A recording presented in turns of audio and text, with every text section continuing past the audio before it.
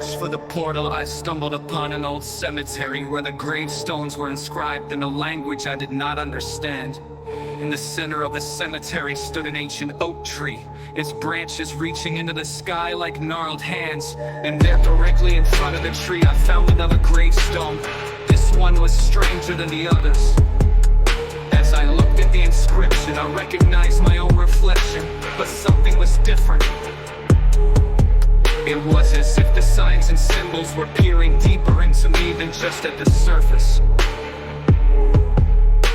Without hesitation, I stepped toward the gravestone, and this time the transition was even more intense. I felt my body dissolving, my essence flowing through countless dimensions, until I finally awoke in my own body. The surroundings were the same as before, yet that's where the sense of alienation remained.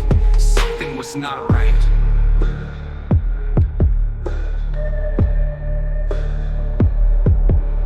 As I stepped out of the house, the world looked different. It was as if I were wandering through a thin veil of reality. The people looked strange, and I noticed that my movements were no longer quite in sync with my thoughts. It was as if I had been placed in a foreign body that was not entirely my own. Confused and uneasy, I made my way to a nearby village, where I took refuge in a small inn. And as I gazed at my reflection in the black coffee, I suddenly realized the horrifying truth.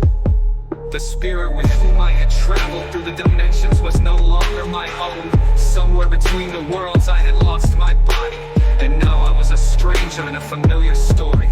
The one who told me this story was no longer the one who experienced it. I was nothing but a reflection of my own thoughts, trapped in a mirror that was no longer my own. Watching you as you read these words, and the next time you look into a mirror, be sure to notice whether your reflection doesn't gaze back at you a little too long, for perhaps it is not you who is looking out of your mirror. And so the story ends, which you believe to be mere imagination, with the realization that its truth is more terrifying than anything you have ever imagined. For now you know who is waiting behind my mirror for you.